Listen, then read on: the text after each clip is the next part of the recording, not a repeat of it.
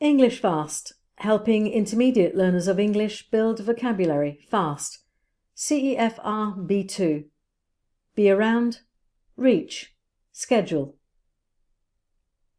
Be around. Be around is a phrase.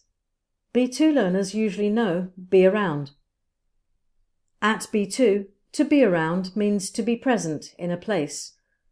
Here are some examples. Are you going to be around next week? We knocked on the door, but she wasn't around at the time. He isn't around at the moment. Do you want to leave him a message? Reach. Reach is a verb. B2 learners usually know reach. Reach has many meanings. At B2, reach is to arrive at a place, especially after a long time travelling. Here are some examples. They will reach home at about 6:30 p.m. We finally reached our destination after 3 days travelling. It was so cold that when they reached home, they were shivering.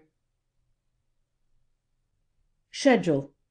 Schedule is a noun and a verb. B2 learners usually know schedule. At B2, a schedule is a plan that shows events and activities and the time they will happen. To schedule is to arrange an event or activity. Here are some examples.